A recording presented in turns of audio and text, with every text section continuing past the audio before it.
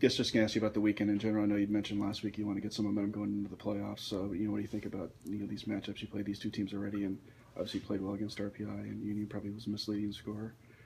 Yeah, it's obviously an important weekend for us.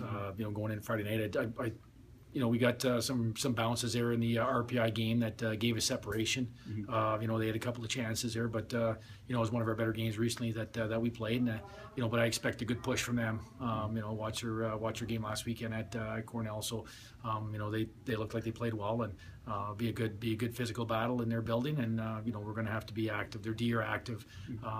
They like to cycle pucks, so it's just going to be a physical game. So expectations are it'll be a highly contested contest. What are road games like at their place? I mean, that's a place where you guys have usually had success over the years. But what's kind of the atmosphere like? Or is the situation like when you play? Well, good. They have good crowds when we're down there. Obviously, rivalry game. So they've done a good job with that. They've done a good job. They've got some renovation in the rink, so it's good. The atmosphere is good. Their band's good. They're active in the crowd, and like I said, the crowds have been real good when we were there, and we have a good following too. So it makes for a good atmosphere. I was curious too. How much do you mention kind of what's at stake to the guys about this particular game? I mean, I'm sure they know too. If you win that game, you can get home ice.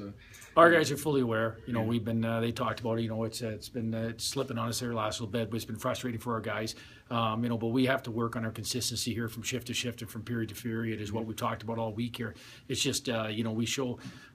We score that goal against Harvard in the third period for the next 10 or 11 minutes. We're a pretty good hockey team. We just have to have a little bit more urgency like that for longer periods right now than we have to sustain offense's own pressure, to generate more really quality scoring chances. We just have to be a little bit more active.